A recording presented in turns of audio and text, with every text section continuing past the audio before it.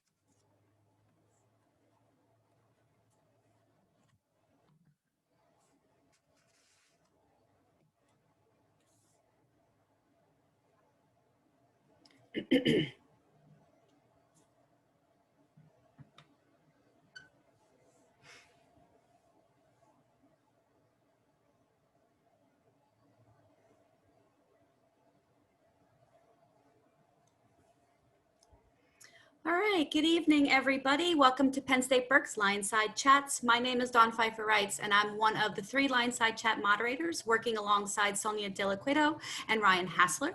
Come on in and welcome to our campus. We're so glad that you could join us today or tonight. Before we get started, we want to share that you should please feel free to submit questions throughout the program through our question and answer feature. We will not be utilizing the raise hand feature, so anything that you wish to communicate, please do so through the question and answer. Once our presentation is over this evening, we will have an opportunity for some discussion with our presenter. We will also be recording today's session so you can revisit this topic and share the experience with friends and family. So now I am very excited to introduce Attorney Scott Ho. Mr. Ho is back for the 2nd year in a row to help us celebrate Constitution Day. So happy Constitution Day, everybody. Constitution Day is an event that takes place every September 17th each year. And tonight, Mr. Ho will chat with us about the 2020 election through the prism of the US Constitution.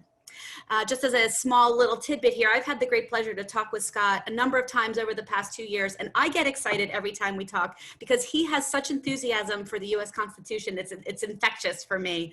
So Mr. Ho, if you are ready to go, we can have you share your screen and unmute yourself.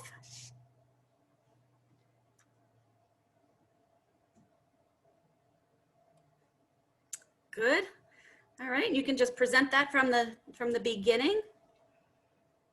At the tippy top in the corner.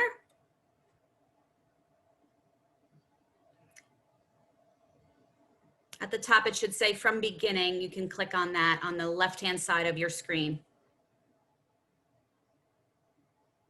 All the way over to the other side. There you go. Yep, perfect. And you're still muted, so go ahead and unmute yourself too. Click back, I think you have to go back 1 slide maybe.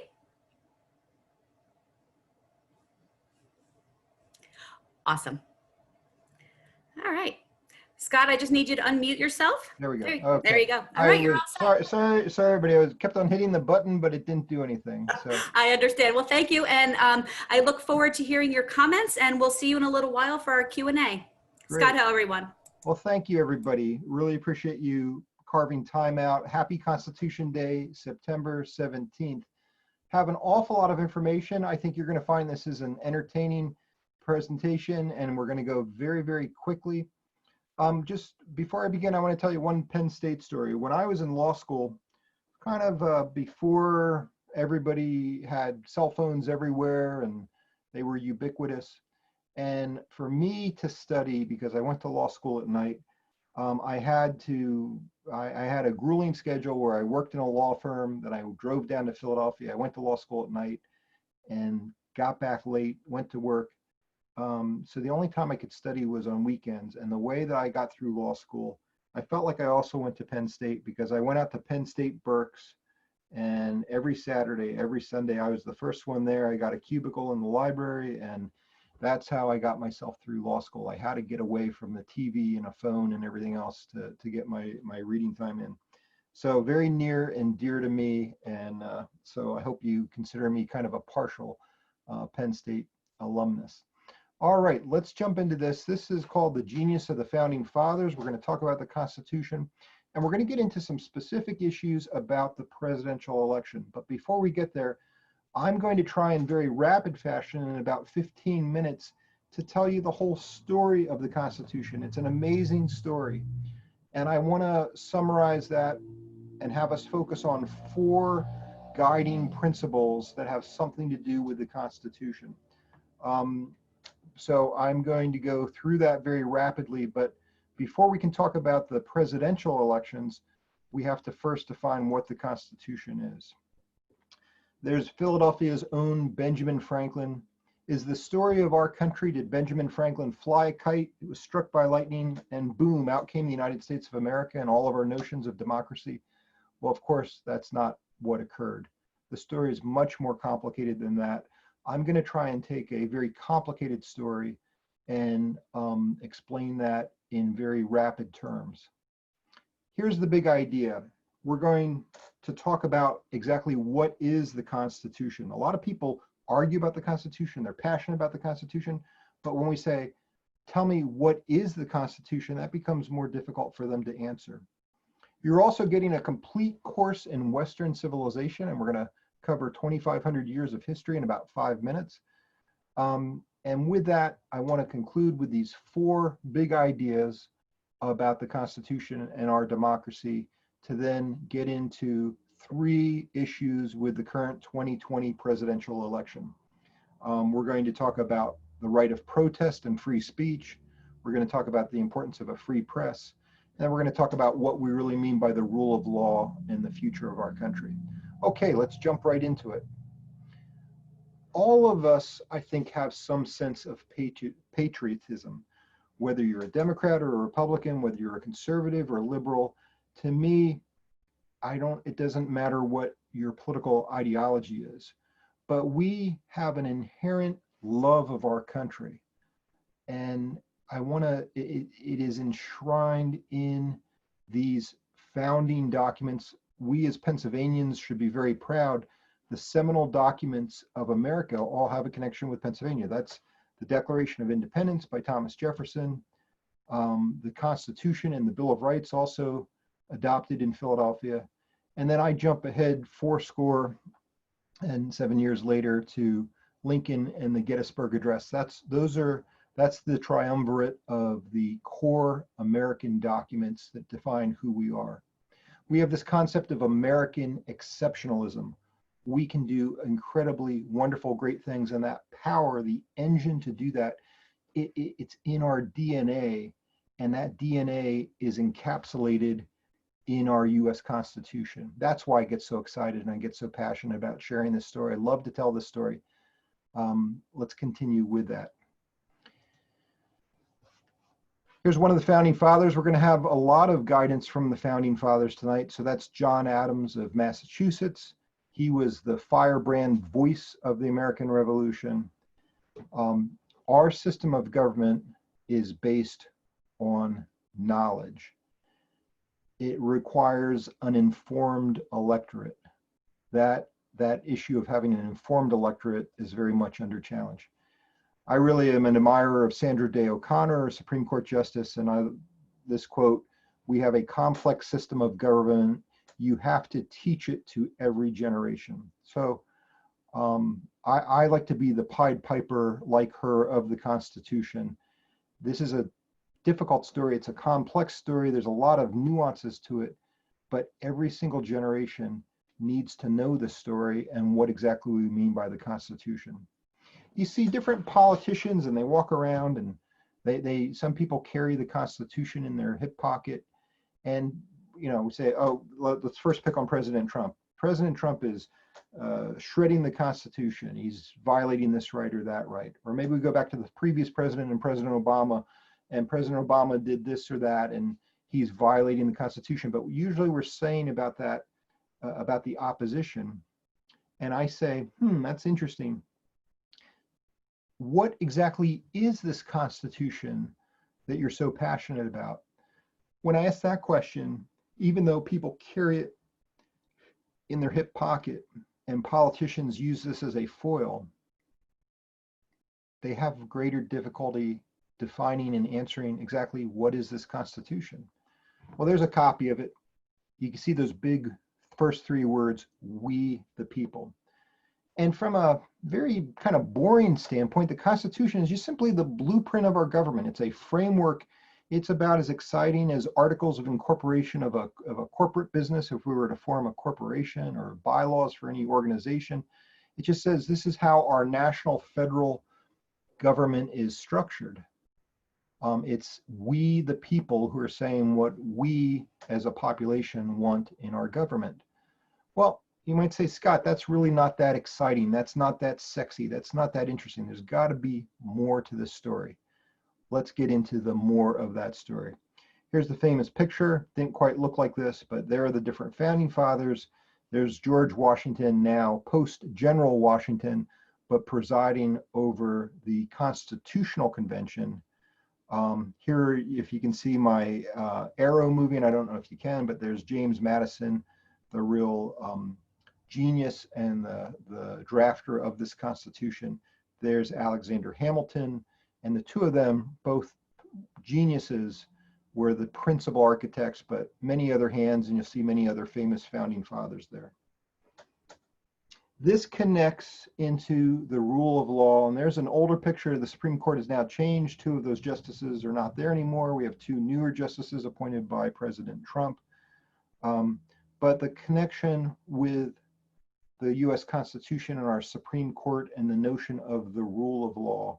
I also call that the rule of five. Why do I call it the rule of five? The rule of five is that there are 9 justices of the Supreme Court. A majority of 9 is 5. So it doesn't matter what you think. It doesn't matter what I think. It matters what our Supreme Court thinks when it comes to interpreting the Constitution. A majority of 9, 5 votes on the Supreme Court, they get to interpret the Constitution. And really that's the same thing as saying they get to say what is morally right or wrong. We're gonna delve into that a little bit more, a little bit deeper here. If you got a chance to hear my talk at Penn State last year, I went into a little bit more detail about that, but very quickly, we are not only the great American melting pot of people, but we are, I think one of the greatest American attributes is we are a melting pot of ideas. One thing we do in America is we take the best people in. We give, people come from other lands and they can start anew here.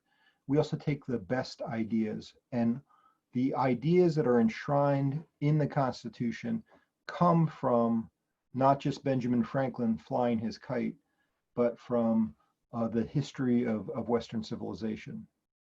There's Aristotle, and that's what Aristotle had to say about politics and man. The founding fathers were trained in a classical education in the 18th century. So they very much looked to the virtues and the ethos of the Greeks and the Romans. There's some of those different quotes, but you're going to see those same words, these same ideas that go back to the Greeks and to the Romans. They filter through to our founding fathers, and they filter through to today. There's Virgil, the Roman version of the Aeneid.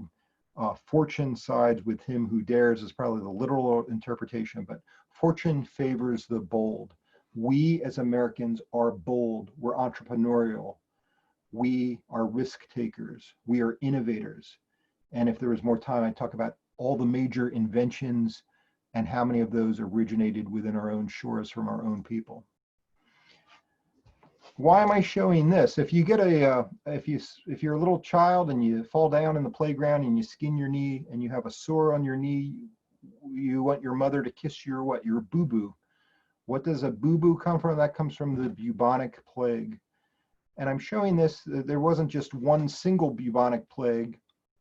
There were different waves of bubonic plague. In the early Middle Ages, people were very cloistered. They were shut in. They were very afraid. They were very superstitious.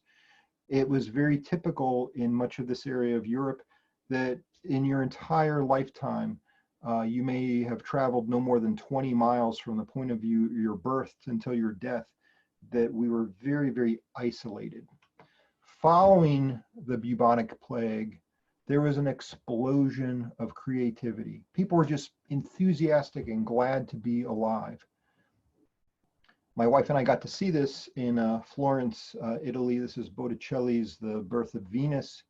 So of course I'm talking about the artistic explosion of the Renaissance. It was much more than just art. It's architecture, it's commerce, it's new inventions. It is trade going across. Now we had a system of commerce and banking, this great explosion of creativity, of enthusiasm. There's an image that shows all of the new industrial revolution, and now people could get into specialized jobs.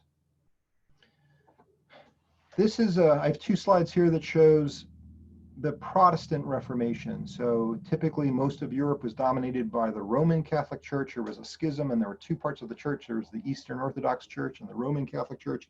And then starting in the 1500s, you had people protesting and they became known as the Protestants. And that of course is Martin Luther nailing his different theses or theories on the church door. People said, oh, it's so radical. Why is he putting a nail in a door? Well, that's the way notices were posted. That was, I guess, the Snapchat of the day. Here's Henry VIII. You know, Henry VIII isn't such a bad guy. Everybody thinks that he chopped off all of his wife's heads. He only chopped off 2 of his wife's heads. He really, no, I'm joking a little bit, but why do I have Henry VIII when I'm talking about religion? Henry VIII wanted to annul the marriage of his first wife.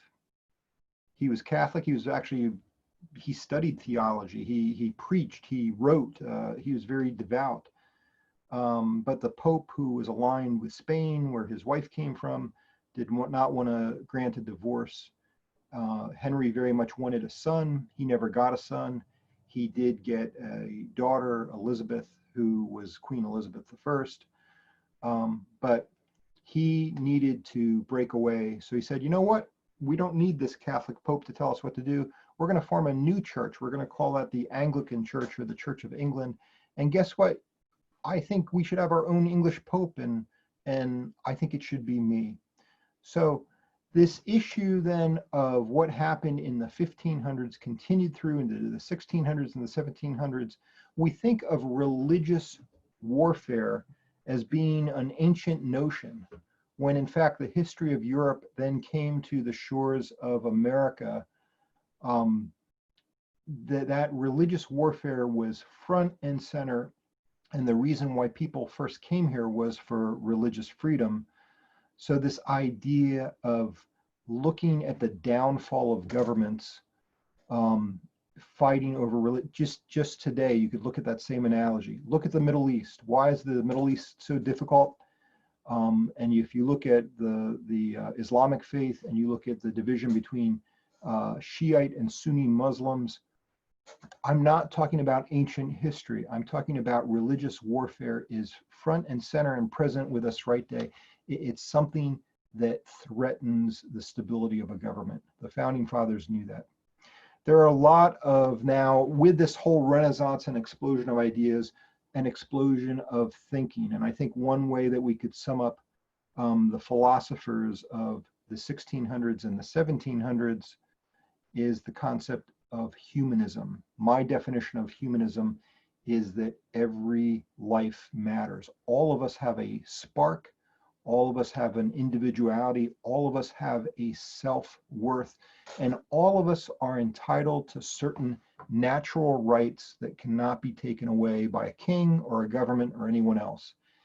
All of that is this cauldron of bubbling ideas. So I have Rene Descartes. Here's John Locke from a governmental standpoint. Wherever the law ends, tyranny begins. And then I think I will end this little segment on the Renaissance and these ideas that were brought to our American shores with the bard Shakespeare. I love Shakespeare. This comes from his play Julius Caesar. It is not in the stars to hold our destiny, but in ourselves. I think that defines who we are as Americans. We determine our success. We pick ourselves up by our own bootstraps. That is the American philosophy, is this idea of Western philosophy. That's my image of the Mayflower coming to the shores of America. All these ideas of the Renaissance and economics and trade and religious warfare and these new philosophers were brought to our shores, and they were, going back to 1620 and beyond. These ideas were all bubbling to the surface and part of this new country. There's an image of the Pilgrims, and the first Thanksgiving didn't quite happen like that, but that's a nice picture. We're not going to go into all of the origins of the American Revolution. I like to define the American Revolution really as running from the French and Indian War, starting in the 1760s, and then England's need to pay its massive debt for having these colonies and fighting this war, all the way up to the War of 1812, which was finalized in 1814. That's really the American Revolution. We fully gained our independence after England tried to invade us a second time. So I think it's helpful to look at the span from the 1760s to 1814 as really the fight for the American Revolution. That's the Boston Massacre in 1774. Interestingly, the Boston Massacre did not occur like that. This was a picture done by a printer named Paul Revere, and they shipped this out across the country, kind of like the modern day of an email blast. So this was a type of political propaganda to say, look how terrible the British are. John Adams, as a young lawyer, risked his career, and he defended the British soldiers, and he got them off, and he was able to prove that they did not massacre this with this kind of bloodlust. Instead, they were acting in self-defense, and John Adams risked his career for the pursuit of justice. That's Benjamin Franklin's rendering of Join or Die in the different original colonies. There's Paul Revere in his famous ride. There were a couple of other riders that night. Paul Revere was not the only one, but he's the one who had a nice poem written about him. And the firebrand of Virginia, Patrick Henry. Patrick Henry, who said, "Give me liberty or give me death." The Revolutionary War was quite long. It lasted a long time. We had as many defeats as successes. There's a lot of complicated reasons why we won that. We fought with guerrilla war tactics. There is disunity amongst the British military leadership. There's a whole bunch of those different things, but we persevered to the point where we finally the British gave up, and we won at the Battle of Yorktown. That was the time where the French fleet came in right at the perfect time and helped bottle up the British at Jamestown and Yorktown. So we had this new country, this very long Revolutionary War, and we encountered a tremendous problem. And here's one of the dilemmas that I'd like you to understand. That dilemma was,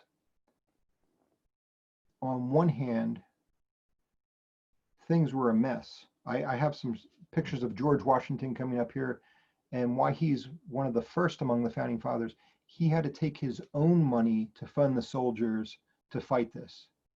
So I think he deserves, all of us are human, and all of our founding fathers, before they became marble statues, were very human, and they had their own foibles. But I think George Washington should be admired for putting his own money and leading us through that, when there was really no country but George Washington and his army.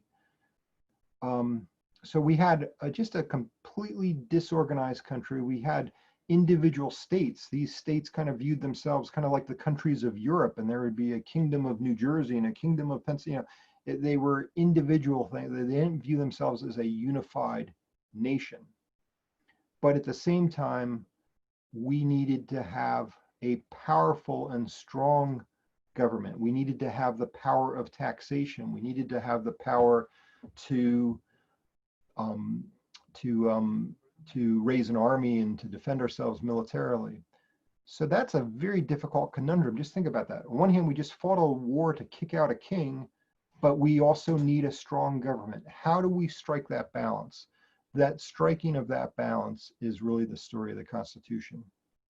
Now I'd like to bring in some more of the founding fathers. Here's Thomas Jefferson. Thomas Jefferson was the pen of the American Revolution. In Philadelphia, was the principal author, not the sole author, of the Declaration of Independence. And really the Declaration of Independence, the beauty of that document, the elegance of that document is it is an international declaration of human rights. It's not only a complaint about why we should fight this war with England, but it was saying these are the natural rights of all human beings. We've not been perfect in that, but that set forth that idea. As I mentioned, Thomas Jefferson was the pen of the American Revolution. John Adams was the voice of the American Revolution. And together they teamed up. They had an incredible relationship. They were best of friends, the worst of enemies. The election of 1800, Thomas Jefferson defeated John Adams for the presidency. But this is what John Adams has to say about that. There's Benjamin Franklin is always good for some funny quotes and some profound quotes. And he had the ability to turn a phrase, and he made a lot of money by writing those things down and putting those in his different publications. There are really two. Alexander Hamilton has certainly got a lot of billing of late. He has this Broadway play that's been a hit, but Alexander Hamilton has come into vogue lately. Truly one of the geniuses. He was running a plantation or running a docking house in the West Indies at age 13 or 14, and they said this kid's pretty smart, and they sent him to the colonies to be educated. And he was Washington, one of his closest aides, and he was the principal architect of one of the people with James Madison of saying we need to have a stronger, centralized, more powerful government. It was really Hamilton's vision about creating a national bank and a national commerce. He was the first Secretary of the Treasury and really was Washington's chief aide in implementing policies. Washington was getting fairly old and frail, and it was really the beginning of our country was through Alexander Hamilton. He, of course, was killed in a duel with Aaron Burr, who was Thomas Jefferson's vice president.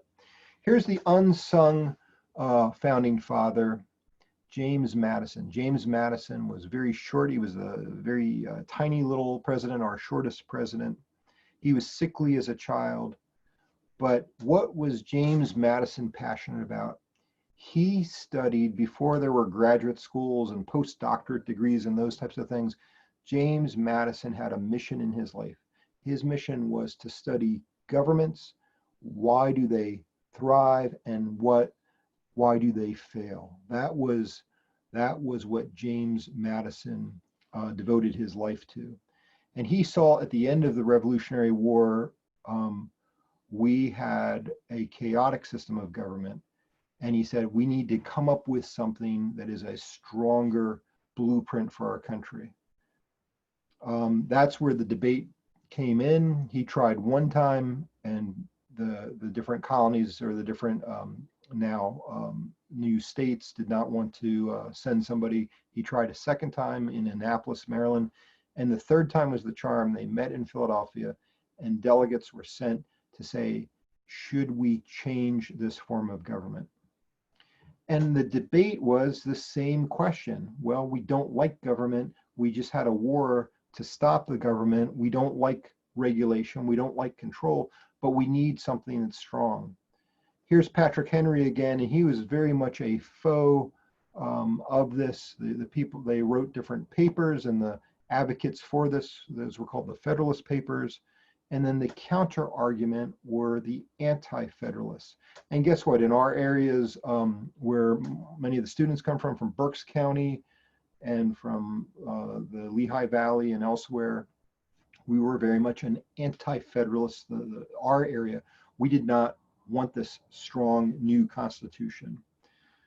It had to go out to be ratified by the different states. And so the debate in the different state houses was, should we adopt this new constitution or shouldn't we? The Federalists said we should. The Anti-Federalists said that we should not.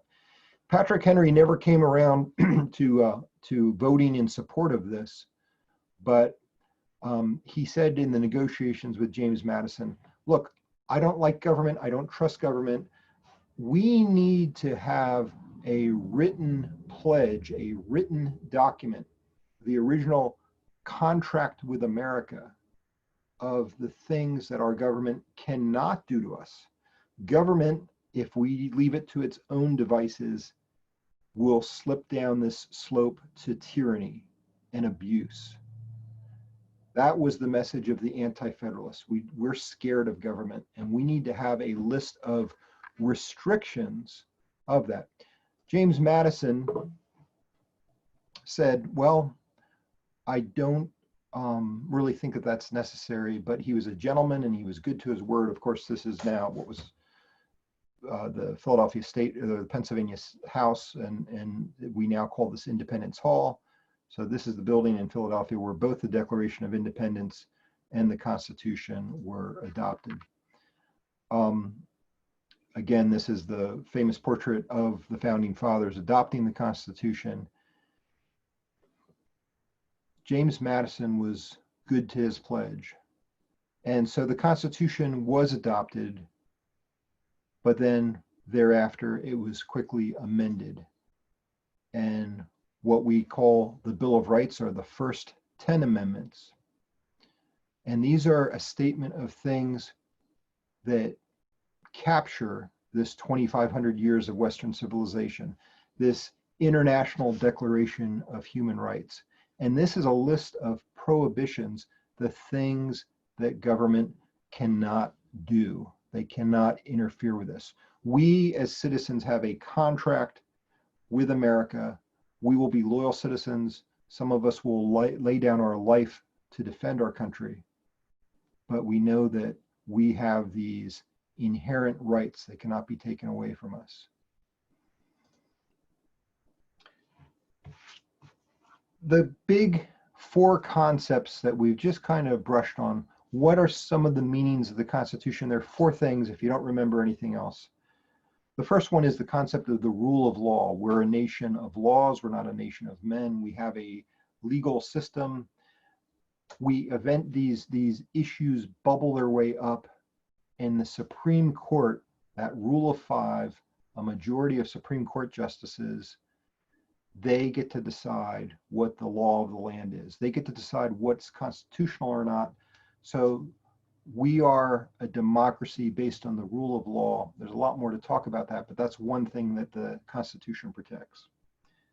The second one is this notion of fundamental rights. These core rights, what we believe as Americans are natural rights, that they are there. So the right to protest, the right of free religion, the right of keeping religion separated, the right to assemble, certain criminal prosecutions and our criminal procedures in the Fourth, the Fifth, the Sixth Amendment are captured in this Bill of Rights. So I want you these fundamental rights are captured in this Constitution. And I think that's why most Americans view the Constitution as a sacred document. It's not the boring stereo instructions part that there shall be a president and there shall be a Congress. It's this part, the Bill of Rights. That's why this is such a fundamental document to us. The third concept that I'd like you to take away from our Constitution is this notion of decentralized power. I have a lot of business friends and people who don't know a lot about government. They say, can't we just run business, run government like a business? Wouldn't it be more efficient? The problem is we as Americans don't like government. We distrust government. So governmental power is shattered into lots of little tiny pieces.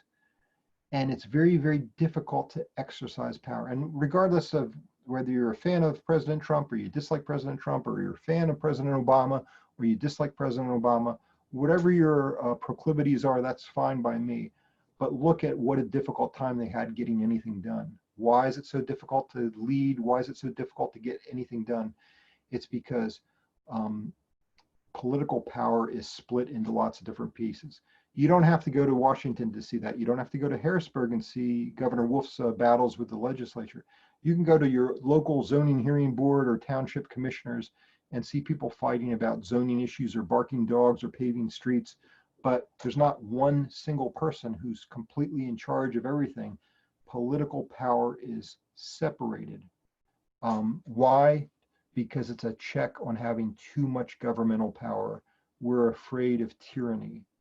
So the third big concept I want you to take from our Constitution is this idea of political power is split apart. It's very difficult in the world of government and politics to get anything done because of that decentralized power. The fourth and final concept of our Constitution is this concept of James Madison. James Madison studied the downfall of governments. The Nazis thought they were going to have a Reich, an empire that lasted 1,000 years. Well, it didn't last that long, did it? The Roman Empire thought that was going to last. Our government has been around for about 230 years. Do you think the United States of America and our government will last for thousands of years? I hope so, but I don't know. But Madison studied what brings about the downfall of government. And so the Bill of Rights and the language in our Constitution and the reason why we're celebrating Constitution today are there are safeguards about what protects the government from downfall. And that may sound interesting from an academic standpoint, but when the rubber hits the road and we deal with the reality of that, it becomes very, very difficult. Again, there's the same picture of the Supreme Court. Justice Scalia is now passed away. Justice Kennedy has stepped down. So now we have the two new Trump appointees, Neil Gorsuch and Brett Kavanaugh are the new Supreme Court. So this issue of the rule of law and the battle between a conservative or liberal ideology, it comes down to a majority control of the Supreme Court.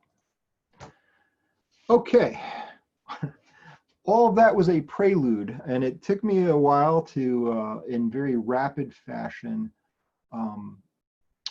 try to tell you the story of this complicated Constitution. And I wanted to kind of paint the history and introduce you to some founding fathers to really talk about these two guys. Less than, 40 some days, we have the 2020 presidential election.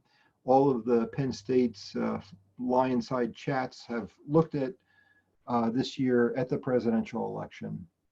So now that you know something about the history of our Constitution, what it is, how it came about, and those four big conceptual ideas of the Constitution that I wanted to share with you, now let's apply that to the presidential election. I just want to briefly mention three topics that I think are relevant to the Constitution. The first one is the right of protest and the right of free speech. I don't know about you, but I'm disheartened. I just feel like our country is tearing itself apart. And again, whatever your political belief, whatever your ideology, it just saddens me and it stresses me when I see people in the streets, when I see people dying, when I see the clash of our government and people. I'm very worried. I'm very concerned. Um, this is a familiar picture. Here are some images from Black Lives Matters. There's a picture of George Floyd and his horrific death. There's a quote from Martin Luther King. And these are certainly images that are very fresh in our mind. It's just been amazing to me with the death of George Floyd and having that on video, and now other things of what a catalyst that has set off in terms of a protest movement. Here are some other images, and there's from some Trump rallies and Make America Great Again. The debate has come from supporting police, and we need to stand up for law and order and support our local police. I'm not quite sure that the Black Lives Matter, that their central message is that they want to defund the police. I think they want to say they want to do education of police, but I don't think anybody is saying that we can't have police or we don't want to have law and order. I think what they're trying to say is that they want to have law and order, but also have a different system, particularly when it comes to African Americans, in terms of how they're treated by the police. Very, very difficult in sorting these out. I think in these turbulent times, we can look at the wisdom of the founding fathers. Here's Voltaire: I disapprove of what you say, but I will defend to the death your right to say that. Exact same words were stated by John Adams, who knew Voltaire, who knew his works. This is a core American value. Free speech is a tough one. Free speech is difficult. If I had a sign that said I have a right to eat chocolate chip cookies and drink warm milk, that's not so controversial unless you're lactose intolerant or you're diabetic. You might take offense, but my sign is really not going to tick off too many people. But it is darn difficult if somebody is saying something that is 180 degrees opposite of what you believe. Your core belief system of right and wrong, your moral compass, if there's somebody else who's shouting at the top of their lungs everything that's opposite of that, boy, is that difficult to stand there and tolerate that. Flag burning is I think the best example of that. And Justice Kennedy, in voting with a majority, he was a Republican appointee, but Justice Kennedy said sometimes we have to make decisions that we don't like, but the law compels us. And he voted with a majority that upheld the protest right of burning a flag. What Justice Kennedy said was sometimes the best answer to someone who's burning a flag is to wave a flag of your own. But it's darn difficult when your enemy is spewing hate to say that they have a right under the Constitution to do so. I like George Washington was one of our wealthiest presidents, and he said, if the freedom of speech is taken away, then dumb and silent, we may be led like sheep to slaughter. That's a pretty profound quote. Issue number 2 is I want to talk about a free press. The First Amendment talks about the right of a free press, and that is certainly under attack. There's some images of Bob Woodward, seems to be the proverbial penny who shows up, and he has a new book that's very critical of Donald Trump. The Declaration of Independence says we hold these truths to be self-evident, but the mere notion of self-evident is under attack. Self-evident, we now live in a world of fake news and what is true and what's not true. What do the founding fathers have to tell us about that? Well, there's Walter Cronkite. I would imagine some of the students are younger that you don't quite remember who he was in the 1960s and 70s as the voice of American journalism. But freedom of the press is not just important to democracy, it is democracy. Thomas Jefferson, when the speech condemns a free press, you're hearing the words of a tyrant.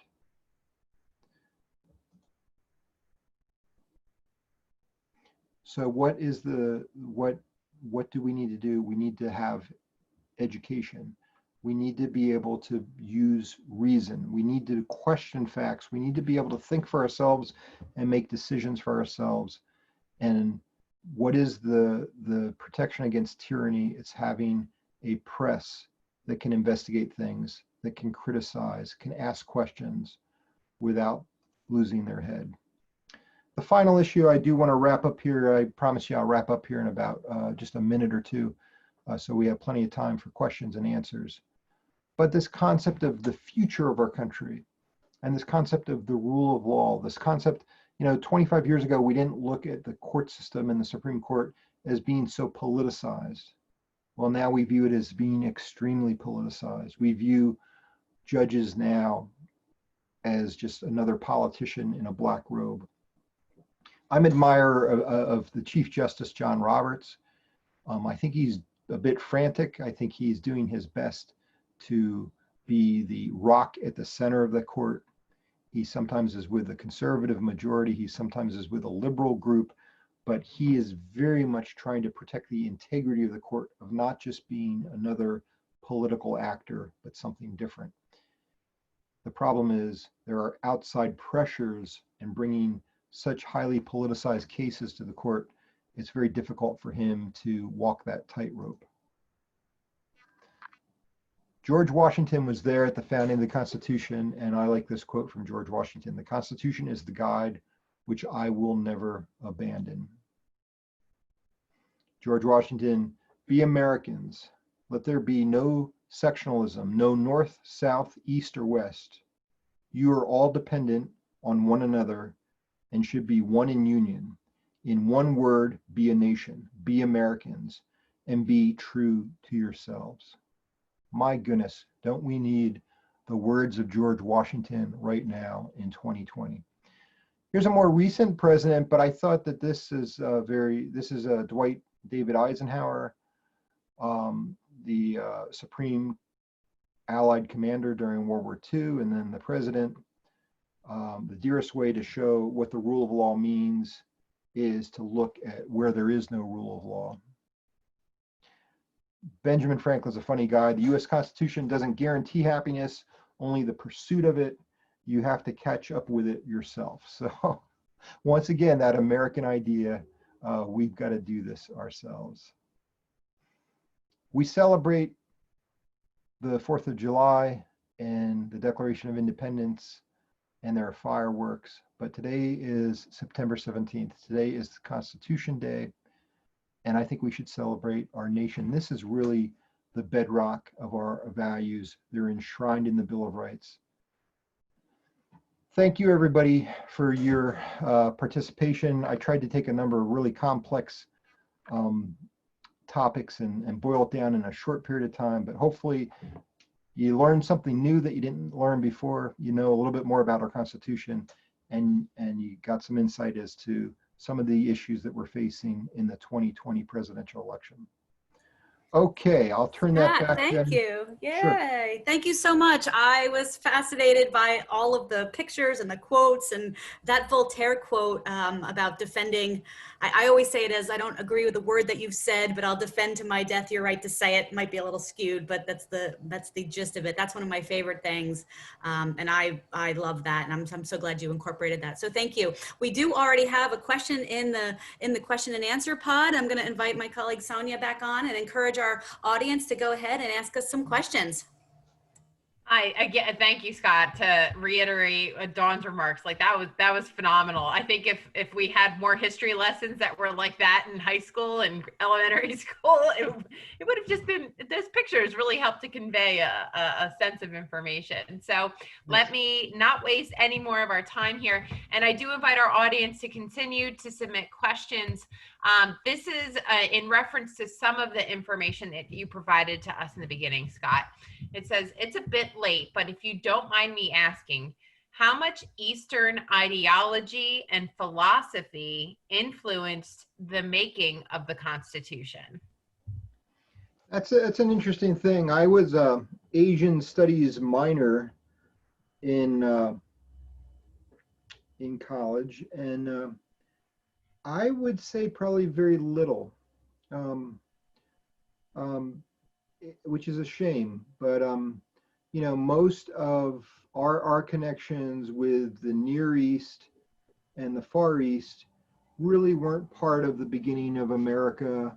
So our connections came later with those parts of the world, but we did not have immigrants from India or from Pakistan or from China or from Japan, you know, in the 1700s. That all came later. So you know, I think there's some universality between different religions and different ideas, and I think all, you know, all the three Western religions, Judaism, Christianity, and Islam, all come from the root of the same tree.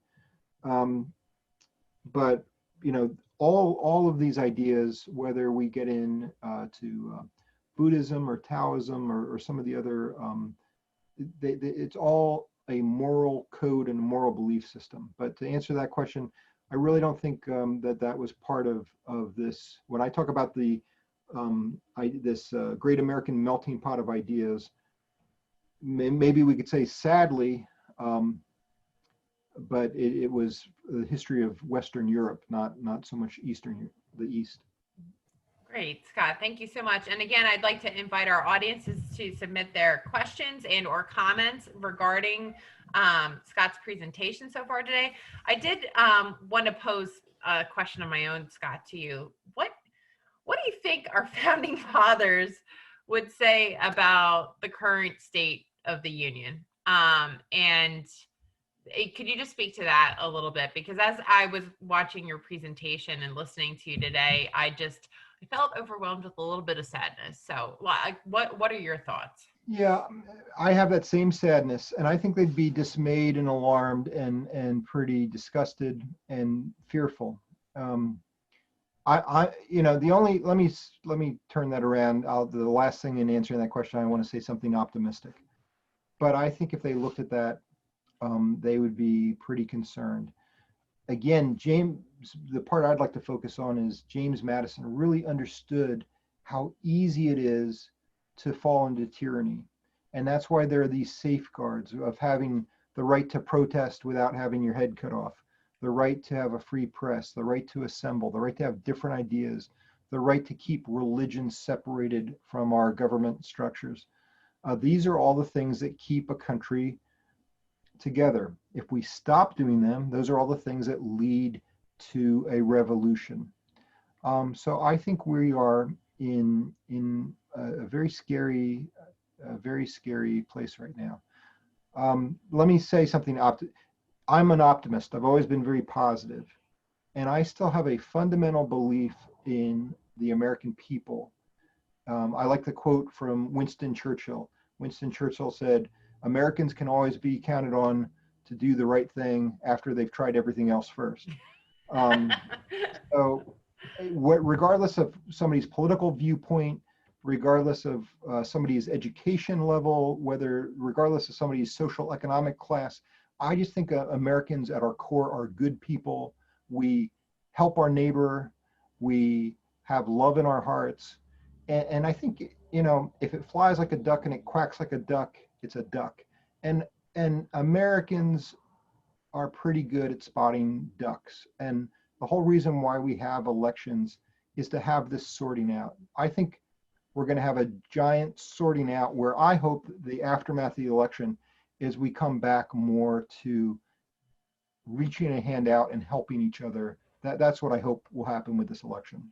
Excellent. We actually have some questions coming in now, and this one is along the similar vein. Did the Constitution writers trust the judgment of people? No, there was a lot of debate, but particularly, you know, John Adams had an idea that the president should be called His Excellency. He had some kind of fancy European-sounding title that sure sounded like a king, and George Washington said, "No, I'm just the president. Thank you. I'm Mr. President." Alexander Hamilton very much talked about an elite group, that there should only be this higher elite group that should have voting rights, and kind of viewed the House of Lords similar to England. So some of the more egalitarian views were not front and center. Others of the founding fathers, we always say, who are the founding fathers? Was it the people at the Declaration of Independence? Well, were the group that met for the Constitutional Convention, but really the Constitution had to go out to each state and each state assembly, and they had to vote on that. So when we say this is the core belief of the founding fathers, not a whole lot of scholars can tell you who the local assemblyman from New Jersey or Connecticut was who voted yes or no on that. So can we only look at so who were the founding fathers? It was such a mismatch of different points of time and different people in different states. It's very difficult to have a single uniform belief as to one point of view. Great, thank you so much for that answer, Scott. The next question that came in, can you speak to the two schools of thought regarding Supreme Court views of the Constitution? One is a literal and unchanging, the other is more flexible, adapting to change. Did the founders have all the answers in the 1700s? So I think one of the genius parts of the Constitution, let me see how we're doing time-wise, is that it's a living, breathing document.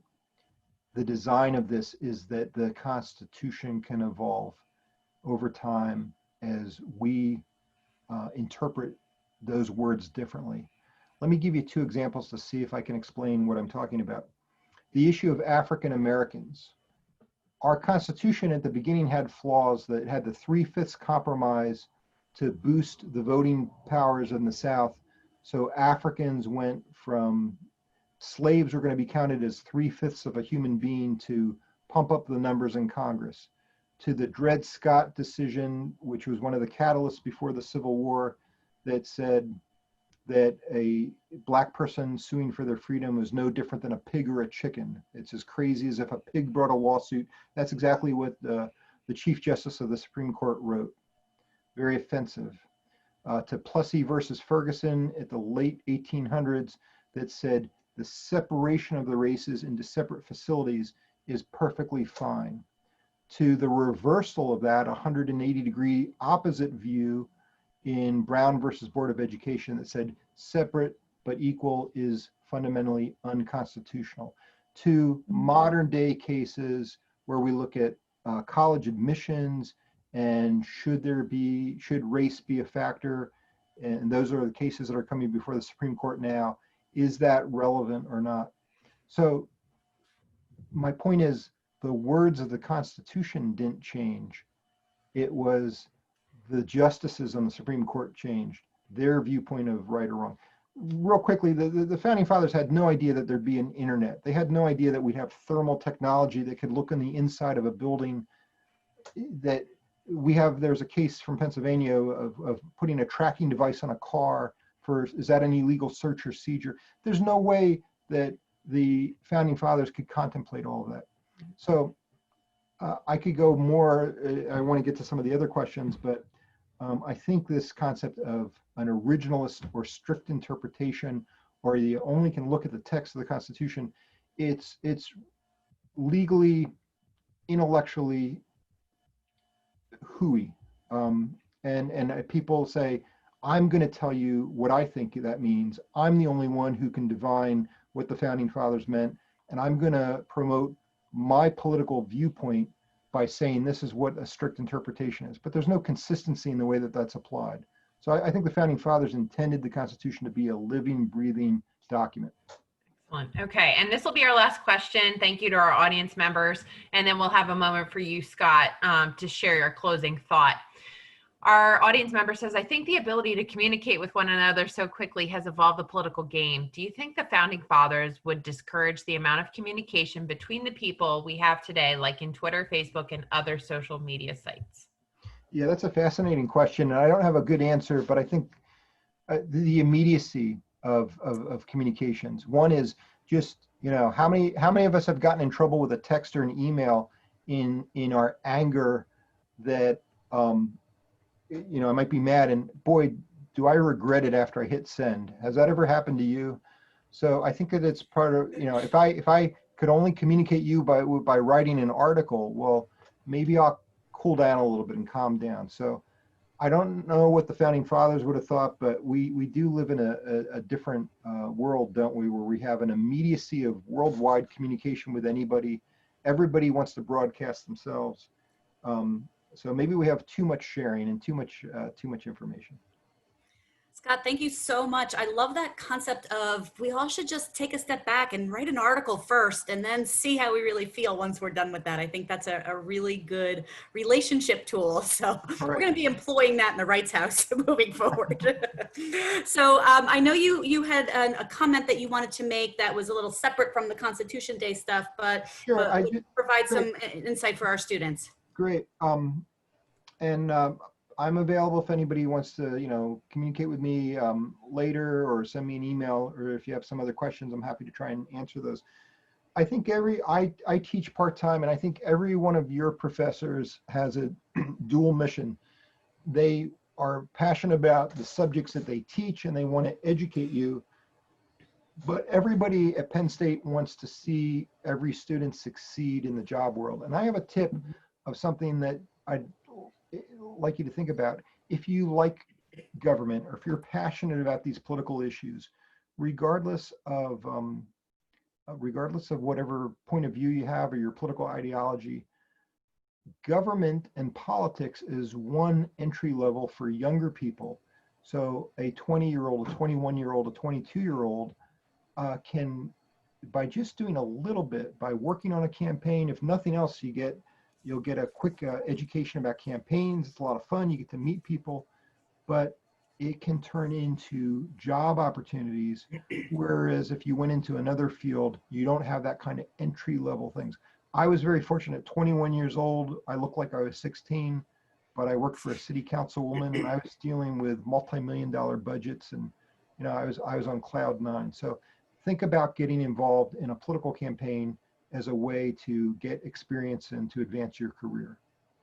I think that's an excellent opportunity and a great point, and something that you can really do no matter where you live. There's access to political campaigns and being involved in that kind of stuff. So I think that's an excellent comment, and I appreciate that. And I appreciate all of you joining us tonight, and a special thank you to Mr. Scott Ho for chatting with us today and helping Penn State Berks celebrate the U.S. Constitution.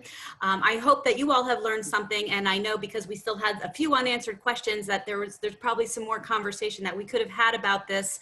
But now hopefully we can all spot that duck, I think is something that I'm taking away tonight. So a special thank you to Scott Ho, and a special thank you to all of you for joining us for today's Lionside Chat. As you click out of the webinar, you'll receive access to a survey. Please take a few minutes required to complete the survey and let us know what you thought about our session, and perhaps offer some ideas for future chats.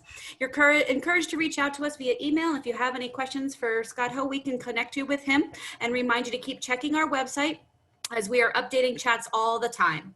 Speaking of chats, our next chat will be held next Wednesday, September 23rd at 12:15, when we bring back another installment of the We Are series and discuss how at Penn State Berks we are inclusive. Be sure to come back and meet with another faculty, staff, or student from Penn State Berks, or even our local community, and to share as they share their experiences. Stay safe, Berks and beyond. Signing off until next time, this has been Penn State Berks Lionside Chats. Thank you and good night. Hi, good night. Thank you, Scott. Thank you, Scott. Bye-bye. Great. Thanks, Scott. I'll be in touch. Okay, thank you. Bye-bye.